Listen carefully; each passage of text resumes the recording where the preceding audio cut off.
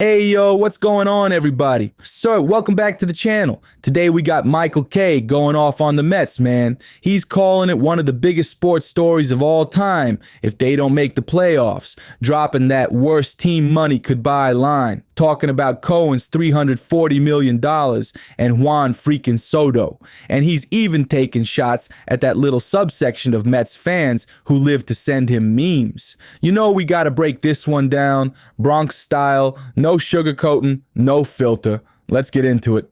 Lawrence in Milburn. Lawrence. Hey, Michael. Thanks for taking my call. You got it. I'm a first-time, long-time, really enjoy the show. You do a great job. I have two quick Mets questions. I'm a long-time Mets fan. I go back to 69 with the Mets. Mm-hmm. And first of all, just doing the math here, it looks to me like they got to win, realistically, we don't know, 5 games through Sunday. And secondly, do you think that considering, I know Stearns is a really smart guy. Look what he did in Milwaukee. But do you think they're going to pivot and have to pivot next year and pay for some frontline pitching? Curious to hear your thoughts. Well, that's a really good question. It's hard to predict. I understand what he feels about frontline pitching, that they're eventually going to break down and they eat up a lot of salary. But I think there's a value to it. I don't know if he's going to have a come to Jesus moment where he goes, you know what, I've got to have a number one starter. And it's not going to be Kodai Senga. It's not going to be Sean Manaea. Not going to be David Peterson. Now, maybe they can wish on a dream that it's McLean. I don't think you could bet that way next year. But I don't know what number one starter is going to be available. Maybe he makes a deal. Maybe he deals with a team and gets a guy that's in the last year of a contract. Team knows that they're not going to sign him. I think he has to change lanes just a little bit because I think one of the reasons that the season has gone off the rails is that they don't have the dependable starter. They don't have the guy that's going to give them seven innings every time out. That, in turn, then burned out the bullpen, exposed the weak parts of the bullpen, and that's what you have. But some guys are really stubborn, especially analytic guys. We see Brian Cashman's stubborn. David Stearns might be stubborn too. But the thing that could save him is that Steve Cohen could step in and go, we got to get a number one starter. Forget about the cost. Forget about him getting hurt. We got to get a number one starter. Because the Mets wouldn't even be within the precipice of a playoff spot right now if it wasn't for Steve Cohen stepping in and signing Soto and stepping in and signing Alonso. Those are Steve Cohen moves. Those were not David Stearns' moves. David Stearns did not have, I'm sorry, he did not have a great offseason, and he had a terrible trade deadline. All right, Lawrence, first time, long time, respect. I love that. And listen, you nailed it with the pitching question. Michael's right. Stearns didn't exactly have the offseason of the century. Manaea, Peterson, Senga, nice arms, but not a true number. 1. Mets fans have been screaming for that Bulldog starter since DeGrom left. You don't have that guy, you're burning the bullpen every single series. That's exactly what happened this year. Now here's where I push back a little on Michael. It ain't just about stubborn analytics. Sometimes it's about Cohen letting Stearns cook. Steve Cohen's the one who said, forget the money, I'll sign Soto, I'll keep Alonso. That's why the Mets even got to sniff October. So yeah, Stearns might need to pivot, but let's be real. Cohen's the GM behind the GM. Bottom line, Mets need that ace, whether it's through a trade for a walk-year guy or throwing money at the biggest free agent arm. If not, we're going to be sitting here next September having the same exact conversation, wondering why the bullpen's shot and the team's clinging to life. And Mets fans, you deserve better than rinse and repeat. Anyway, Jeff Passan is reporting that Major League Baseball will, in fact, implement a challenge system for home plate calls next year. So it's going to happen. We saw it in spring training. It was rumored that it was going to happen in 2026. Then there was some talk, well, maybe they hold off until the new basic agreement. They are not holding off. Now, I do have a little bit of an issue, and here's my issue. There's only 2 challenges, 2 per team. Now, you get another challenge if you challenge and you're correct. I think 2 is too few. It takes so short a period of time to check it out. I wouldn't even mind if it was 4. But 2, so if there's a blatantly bad call in the first inning, you're not going to challenge that in the fear that it won't be overturned and then you lost a challenge. And, for all the things that a manager has on his plate, he's going to have to tell certain players, you don't challenge, because some guys always think they're safe. Some guys always think it's a ball. You have to know who those guys are, and then you have to take the challenge out of their hand. So there's only 3 people that could challenge: the batter, the catcher, and the pitcher. John Smoltz has been on with us, a Hall of Famer, and he told me straight out a pitcher should never challenge. They're the worst judge of whether something's a strike. First of all, most of them don't follow through direct to home plate. They have no idea where the ball headed or ended up. They shouldn't challenge. It should be the catcher and the batter. I think it's going to be fascinating. And also, it gives you an opportunity to get out from under awful calls. And we've seen awful calls at home plate. There are bad umpires. Most of them are great, but there are some bad home plate umpires. And those are the guys that you are going to have to judiciously use your challenge. It's got to be in a big moment, and it's got to be something that's egregiously a bad call. Anyway, the point is, starting next year, opening day, when the Yankees are in San Francisco to meet the Giants, they will have the challenge system in play. So there you have it. All right, so Jeff Passan drops the bomb. MLB's bringing in the home plate challenge system next year. First of all, about time. We've all seen some of these strike zones. Angel Hernandez has turned half the Bronx gray by himself. So yeah, it's needed. But here's where I'm with Michael and also not with him. 2 challenges, way too few. That's a joke. 1 bad call in the first inning and you're already scared to use it. That's not fixing the problem. That's just window dressing. Give me 4. Give me unlimited if you're right. We got the tech. It takes 15 seconds. Boom. Done. Move on. Fans want the call right, not a manager playing chess with his challenges. And Smoltz saying pitchers shouldn't challenge. He's right. No shot. They're the worst. Every pitcher thinks they just painted the black. Let the catchers and the hitters handle it. They know better. So yeah, I love the move. I love that it's starting opening day. Yankees, Giants, what a stage. But MLB, stop half-stepping. If you're going to do it right. Don't let a playoff game get decided because a manager ran out of challenges in the 3rd inning. That's just nonsense. All right, so the Mets tonight start a 3-game series against the Cubs. So we know where the Mets are right now. They're out. They're on the outside looking in at a playoff spot. And when you look at the numbers, they just jump out at you, and you can't even believe that this has happened to a New York Met team with a $340 million payroll. After the games of June 12th, the Mets were 45-24. Best record in baseball. Since the games of June 13th, they are 33-52. Think about that. They're 33-52, the 27th worst record in Major League Baseball. So now the Mets will start a 6-game road trip, playing for their playoff lives. The Mets on the road are 31-44, which is dreadful. Dreadful. I know they've played great at Citi Field. You can't play that badly on the road. And now they've got to save their season on the road. So they have the same record right now as the Cincinnati Reds.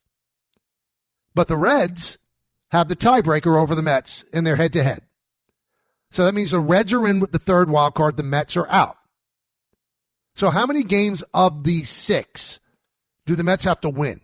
Well, obviously, this is just a guessing game because we don't know how the Reds are going to do. The Reds start a 3-game series against the Pirates tonight. And tomorrow, they're going to face Paul Skeens. So the Pirates are terrible. Paul Skeens might win the Cy Young Award. But the Reds are not taking Paul Skeens and saying, okay, that's going to be a loss because the Reds are sending Hunter Green out against Paul Skeens. And Hunter Green is great and just won a game 1-0 over the Cubs and pitched a 1-hitter. So the Reds play the Pirates for 3, and then the Reds play Milwaukee for 3. So by that time, Milwaukee will have clinched everything they want to clinch. They want to clinch best record over the Phillies. That's important, and they could do that. It's very, very doable. It's very, very in a game or so. So they could have everything clinched by the time the Reds play them this weekend. That would be bad news for the Mets. The Reds have won 10 of 16, which is not great. 10-6 is not like outstanding. Not terrible, but not outstanding. And while the Reds have won 10 of 16, you know why they've gained ground? Because the Mets have dropped 11 of 16. Now, despite all of this nonsense, Fangraphs, you know what the odds are for the Mets to make the playoffs? 51.9%. Now, I'm not quite sure why they're that high. Why would they be that high when the Mets now are out and the Reds are in, and the Mets have 3 games against the Cubs and then 3 games against Miami? Now, here's your hope with the 3 games against the Cubs. The Cubs just got swept a 4-game series by the Reds. The Cubs have very little to play for. Now, they want to hold off the San Diego Padres, so it does necessitate them winning a couple of games. Because the Padres are in the second wild card, the Cubs are in the first, so the Padres will play the Cubs in the first wild card series, but the Cubs want that series at Wrigley Field, not at Petco Park. So that's something to think of. Now, in terms of Miami, Miami's not good. Well, you know what? They're good enough to have beaten the Mets 3 out of 4 at Citi Field, where everything turned very serious in a heartbeat. And I don't know if you realize this, everybody, the Miami Marlins have won 6 straight and 10 of 11. And I'm sure Met fans do realize this. The Mets got knocked out in both 2007 and 2008 by the Marlins. Now, none of these players are on the team, but they're going to be asked about it. It's like when the Red Sox are always asked about the curse of the Bambino. They weren't on those teams, but all of a sudden, ownership of that problem became theirs. So I would think out of the 6 games that the Mets have remaining, at minimum, I think they have to win 4 of 6. Now, Mike McCarr, a guy I really respect in the New York Post, said he thinks they have to win 5 of 6. Well, you tell me if you feel good if you're a Met fan that they're going to win 5 of 6. When's the last time they won 5 of 6? I think they've done it once. They've done it once since July. Won 5 of 6 games since the end of July. So pitching matchup tonight, David Peterson against Cade Horton. Peterson has been very disappointing of late. Comes in with a 9-6 record, 3.98. Cade Horton has had a good year for the Cubs, 11-4, 2.66. That's not great. Tomorrow, Jonah Tong against Matthew Boyd. Thursday, Sprout against Imanaga. So once again, the Mets, in their hour of need, are going to children in 2 of the 3 games. And the one veteran that's pitching, David Peterson, has been dreadful. All right, you hear Michael laying it out there. The Mets are hanging by a thread. And listen, you spend $340 million, and this is where you're at? Outside looking in? That's a disgrace. June 12th, best record in baseball. And since then, you're basically the Oakland A's, 33-52. That's collapse of the century type stuff. And yeah, Fangraphs saying 51.9% playoff odds. Get out of here. How? With this rotation? With Peterson on the mound in a must-win game? That number feels like Vegas trying to keep Mets fans from throwing themselves off the 7 train. Now, Michael's right. You need 4 out of 6 minimum. But who's got confidence this team can pull that off? They've done it once since July. Once. And don't get me started on the Marlins. Mets fans still got scars from 0-7 and 0-8. Miami ruined you then. They could ruin you again. History's ugly like that. Here's the reality. Unless Cohen's money can pitch these last 6 games, the Mets are toast. And that's the most expensive piece of burnt toast New York's ever paid for. But I'm going to surprise you, everybody. You're going to be a little bit surprised. I think the Mets will make the playoffs because I still don't believe in the Reds. I think that when push comes to shove, the Reds will stub their toe. They're not a good enough team. Can they take 2 out of 3 from the Pirates? Yes, they can. Can they take 2 out of 3 from Milwaukee? A Milwaukee team that has nothing to play for except for let's not get hurt before we start the postseason? Yes, they can. So that will make them 4-2 if they could do that. Can the Mets go 4-2 in the 6 games against the Cubs and Miami? Of course they could. Can they go 5-1? Well, that's where you lose me a little bit. Because when have they gone 5-1? When have they gone 5-1 against even the lowest of competition? They just lost 4 out of 6 to the Nationals in games that they had to win. And I wonder if there's a segment of the baseball population that wants the Mets to do poorly. Because I'm going to tell you one thing, and you're not going to like hearing it. The Mets' antics when they win a game, they're over the top. And that really bothers opposing teams. And I think that's what got them in 07 and 03 and 08 as well. Remember Jose Reyes dancing on third base? The Marlins saw all that, and they took great glee in eliminating the Mets. Great glee. No, the Saturday game, they beat up on Glavine after they were celebrating on Friday. The Mets break an 8-game losing streak, and Alonso hits the walk-off home run, and they act like they win the World Series. Now, I'm not saying that players shouldn't celebrate, but it's over-the-top stuff all the time. Every time they win a game, we're going to win the World Series.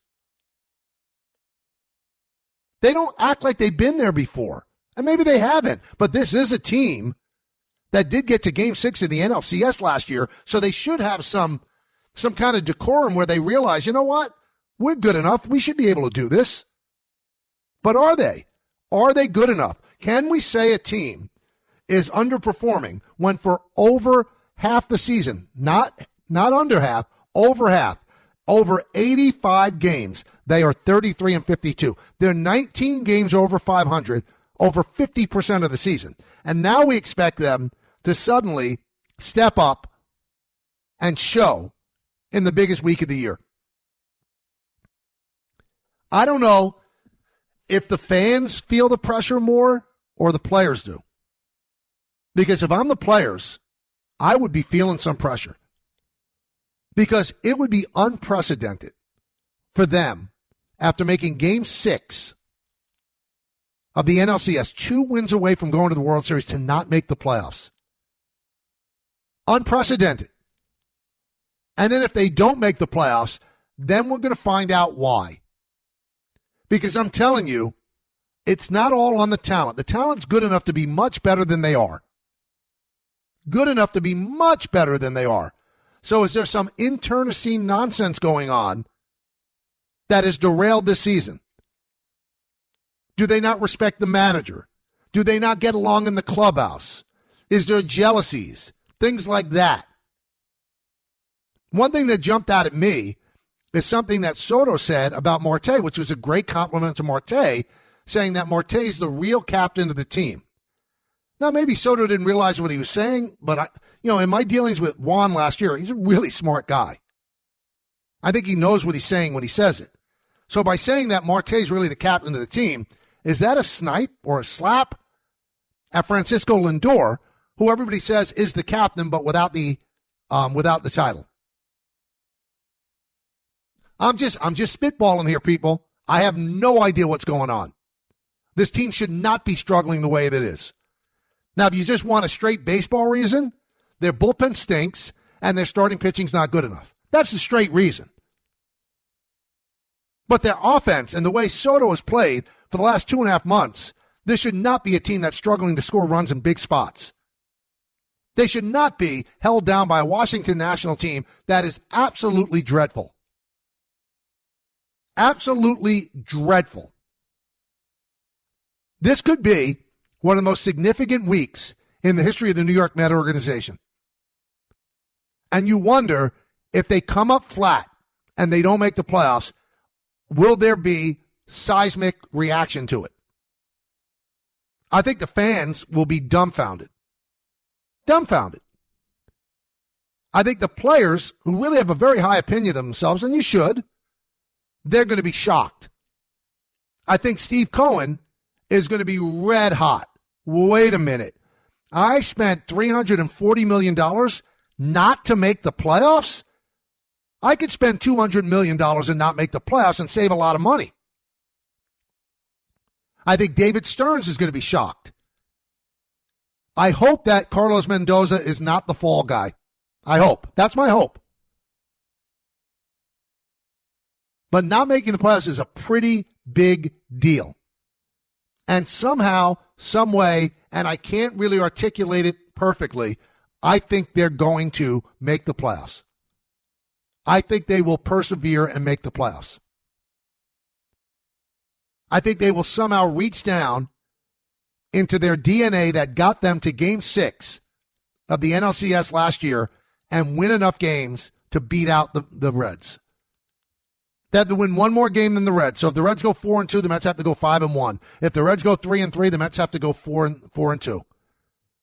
Not asking them to go 6-0. Now, they put themselves in the unenviable situation of if they go 6-0, they still might not make it. Because if the Reds go 6-0, the Reds make it. I don't think either team's going 6-0. I get more of a 4-2 feeling for both of them. But I'm betting that the Reds will stub their toe and the Mets will somehow find it. Now, on the outside looking in, Arizona, they're one game behind the Mets and the Reds. Now, the Reds also hold the tiebreaker against Arizona, but Arizona has a much tougher schedule. Arizona starts 3 games against the Dodgers and then 3 games against the Padres. Arizona is on a 15-8 run. They've won 6 of 8. Let me give you numbers from September 5th. So today's September 23rd. That was 18 days ago. Under 3 weeks. The Mets had a 6-game lead on the Reds. 6 games. And we are here on the Tuesday of the last week of the regular season, and they're on the outside of the playoffs looking in against the Reds. Now, I don't equate everything with payroll, but the Reds have a third of the payroll of the Mets. And the Mets took a team that fell 2 games short of the World Series, and they added Juan Soto, and they might not make the playoffs. Please, within the sound of my voice, make it make sense how this happened. How did we get to this point? All right, let me stop you right there. Michael dropping bombs. Mets payroll, $340 million. Soto in the lineup, NLCS pedigree. And somehow they're on the outside looking in. Make it make sense. You can't. It's one of the biggest embarrassments in New York sports history if they don't sneak in. Now, I hear Michael saying he still thinks they'll make the playoffs. And listen, I want to believe that too. But where's the evidence?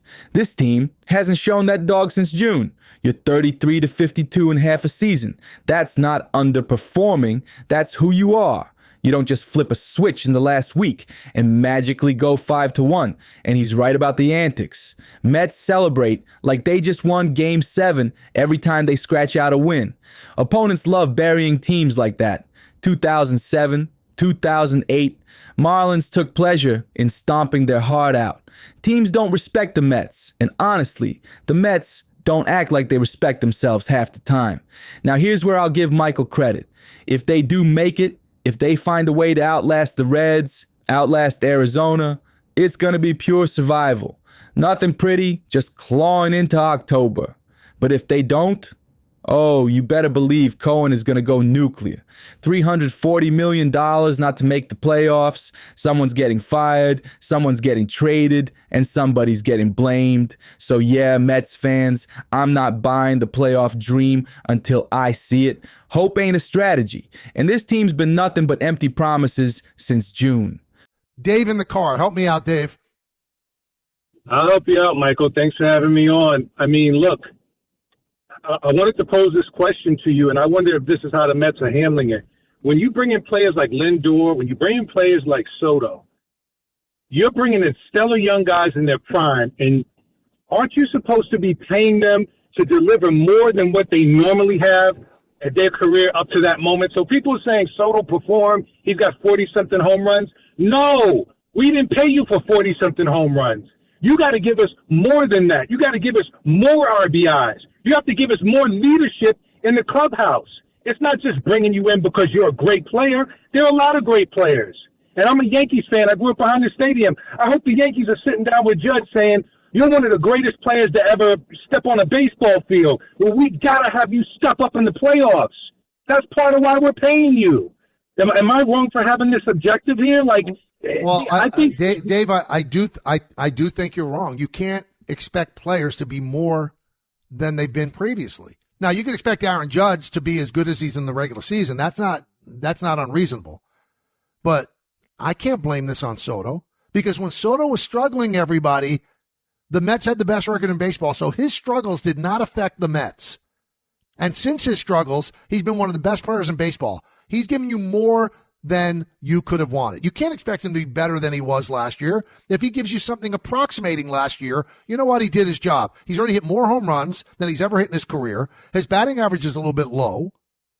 But still, his on-base percentage is sky high. He's stolen bases, which he's never done before. He has over 30 stolen bases. No. I think that's eminently unfair. This is not on him, man. This is on the pitching, the starters and the relievers. Francisco Lindor gives you a solid season every single year. Sometimes he has slumps, sometimes at the beginning of the year, in the middle of the year, whatever the case may be. That's his body of work. So you can't expect people to be better than they've ever been before. That's unfair. You're asking them to do something that maybe they're not able to do. Just give me what you've given me before. Soto has given them a great year. Lindor has given them a Lindor year. Alonso's done his job. Now, there are others that haven't done their job. Minaya has not been good. Senga's been awful and injured. David Peterson of late has not been good. This isn't on Soto and Lindor. Sorry. So when you ask me, am I wrong? Yeah, Dave, I believe you're wrong. I don't think that you can ask any more of Lindor and Soto. Let's go to Moose in South Jersey. Moose. Hey, Michael, how are you today? I'm good. How are you? I'm doing well. I'm just on my way home from work here. You know, I listen to you every day on my way home from work, and I hear, a lot of the same things when it comes to the Mets from you, and it's they have this enormous payroll, and, how make it make sense how they're not making the playoffs. It's very simple. To me, as a huge Mets fan, it's very simple. Most of that enormous payroll was locked up in Juan Soto, Francisco Lindor, and Pete Alonso, and a couple other guys. And then there's all the pitching that they paid for minimal wage for that everybody's hurt. No Caning. Blackburn was a wash. Manaya's half a season. Senga's a ghost of himself. There's nobody to throw. We got 3 young kids coming out of the minors just doing the best they can right now. And that's all we've got. Peterson's fallen off.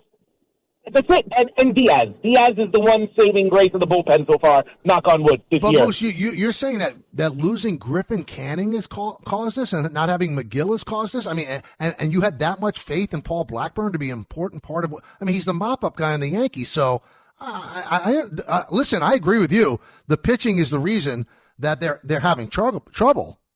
But the way the pitching was put together, you're almost inviting trouble. You're going to put all your eggs in the basket of Kodai Senga? When has he ever been consistently great?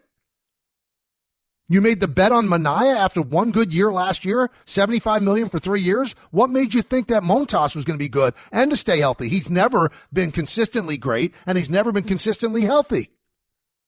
Those are bets that the front office made. And those pitchers, for the most part, they were part of it when the team was getting off to a great start. Now, Montas started on the IL, so did Minaya. Again, if you don't study history, you're doomed to repeat it. David Stearns, I obviously didn't study the history of these players. And he refused to go out and make a bid on a Max Fried or make a bid on Corbin Burns, who ended up getting hurt. So I understand that was a good move that he didn't do that. And that's one of the reasons he doesn't want to go that deep into a starting pitcher who's a veteran and give him a long-term deal. Get it. But you know what? It does hurt when you have a guy that cannot consistently give you 7 innings. You made a bet on Clay Holmes. Clay Holmes is a 5-inning pitcher. And I don't think that Clay Holmes has been the problem. He's pitching innings he's never pitched in his life. And you knew that was going to happen if you turned him into a starter. He's more than doubled his previous high in innings. And now you're depending on kids to save your season. That's a little unfair.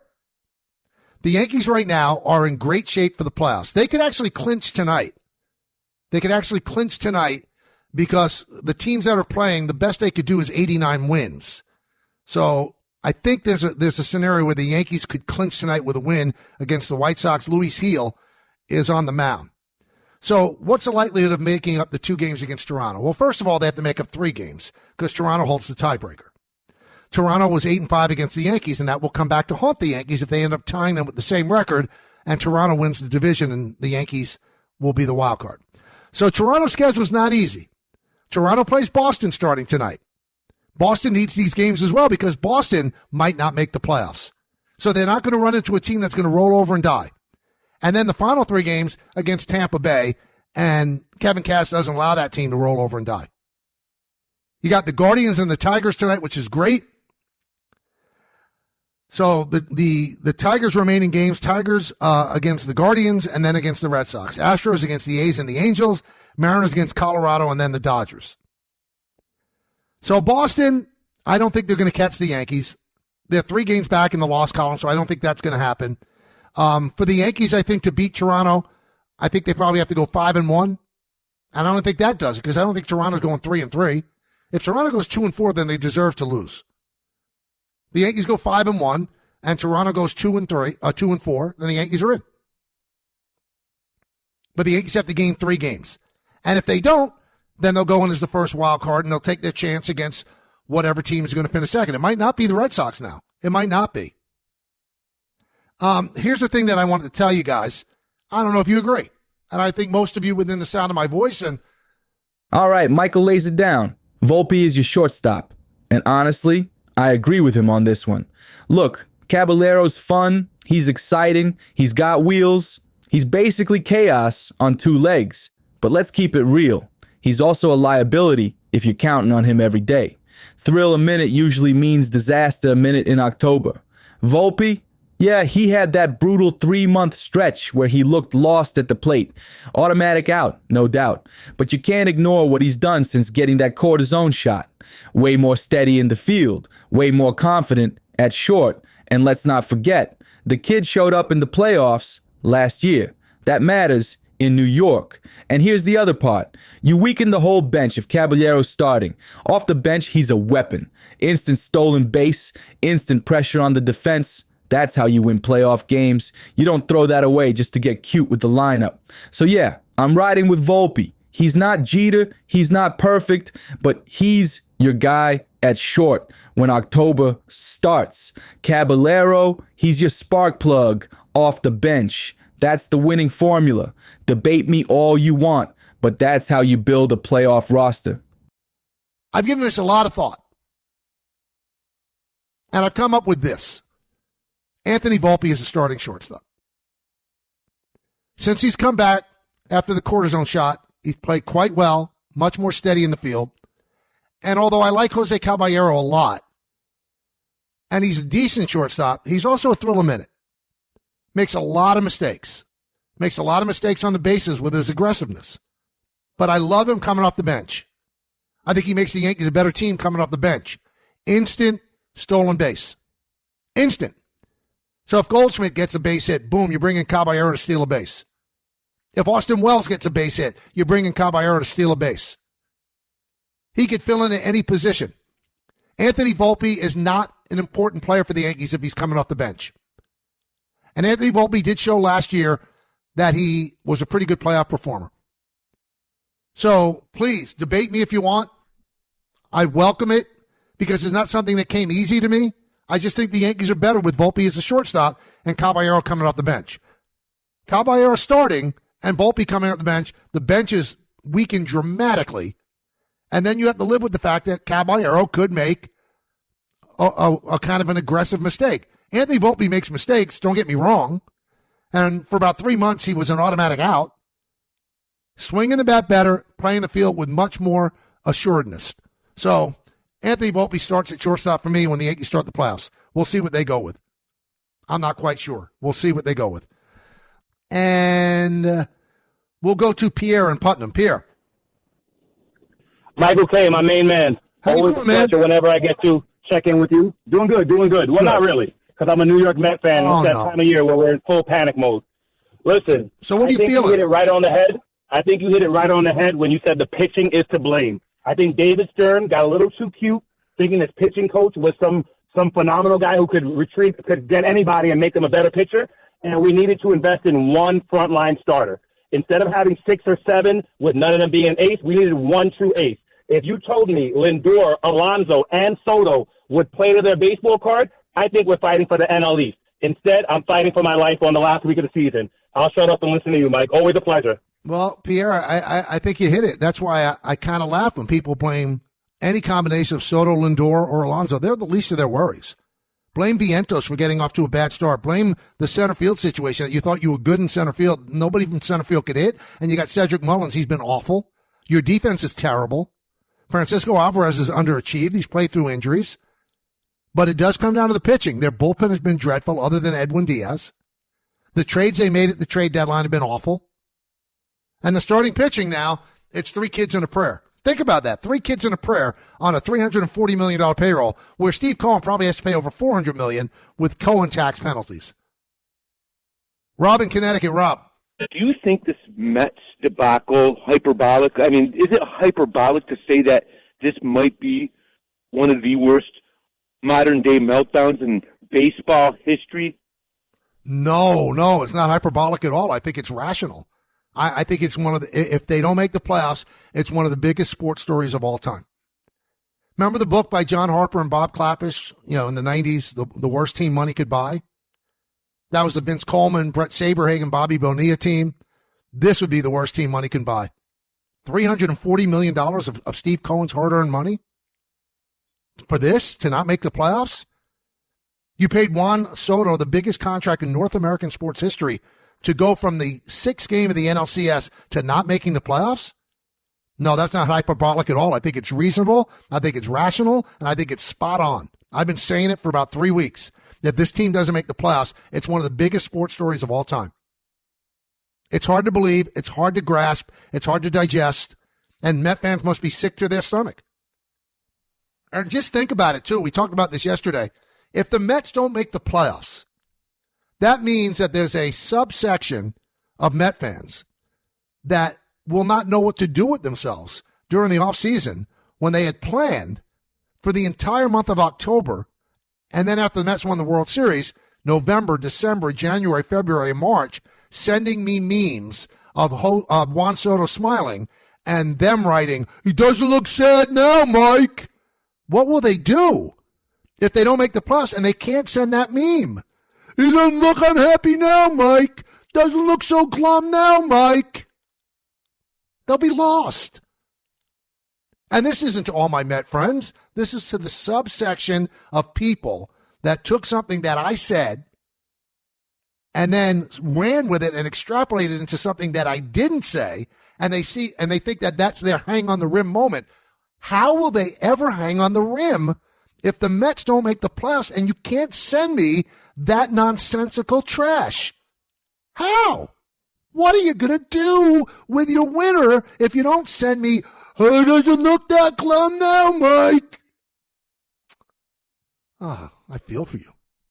Because I have actually steadied myself to receive that. To receive that kind of love and affirmation of that I'm always on your mind. You saying it ain't hyperbolic? Let me tell you something. If the Mets blow a $340 million roster and don't make the playoffs, yeah, it's huge. I ain't disagreeing with the embarrassment factor, but come on, don't act like we gotta wrap these people in bubble wrap and send them off to therapy because they can't meme no more. This is baseball, not the end of civilization. Now listen, Soto's a monster. Cohen spent like a guy trying to buy a parade, and if they flop, it's a national story. Fine, but the way you paint a subsection of fans like they're gonna curl up in a corner and never leave the house, that's dramatic even for you. Fans tweet stupid stuff. They always did. You say, lost? Nah, they'll rebuild their sadness with beer and hot take threads by noon. I feel for Mets fans. This stings, but don't make every reaction a funeral. Call it a massive failure if it happens, sure. But Michael, lighten up on the "they got no lives" bit. We love this stuff. We live for it. We'll roast you. We'll roast ourselves. And come spring, we'll be right back in line buying tickets. That's New York, baby. That's it for today. Go on, hit that subscribe button. Don't be shy. And down in the comments, tell me what you think about Michael K and his rants. Is the guy spitting facts, or is he just flipping out like your uncle after 2 espressos? Let me know. I'll be reading them. Catch you next time.